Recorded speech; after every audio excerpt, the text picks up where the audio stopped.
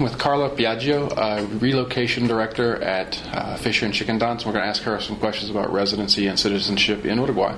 So, Carla, can you tell me about the simplicity of applying for residency in Uruguay? The process and the requirements are quite simple. You only need to gather some documents in overseas, wherever you come from. In your case, it would be America, and then enter Uruguay as a tourist. You can stay here for 90 days, and from the day you file for residency, you can stay in Uruguay indefinitely. So it's really a matter of gathering some documents, having them stamped. What kind of documents do you need? You need your birth certificate, your marriage certificate, if applies, a police record, because Uruguay wants to ensure that people who come and live here have a clean police record, and proof of income.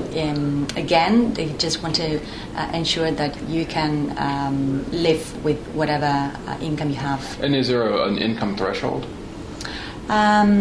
No, not really. And we can tell you exactly what kind of income is acceptable for the government. But it's quite easy. As I said before, the process is easy. It can be bureaucratic because there are lots of documents and stamping, but it's easy. And you get your card the first day, though. You get benefits of residency the first day. Yes, because from the day you file for residency, you are what we call a resident in process or a temporary resident. And that you will be issued with a proof of that, what we call an identity card. Your identity card or anybody's will look exactly the same as the identity card for any Uruguayan, and that's the proof that you are a resident in process or are temporary resident. And what's the benefit of being a resident of Uruguay? Well, there are many benefits associated with being a Uruguayan resident. To begin with, you can stay indefinitely in Uruguay legally. Then it's like the first step to get your citizenship and a second passport. And if you're a legal resident, you can also get a permanent cedula. With that, you can travel easier within the Mercosur countries, and by that I mean Argentina, Paraguay, Peru, Bolivia, Chile.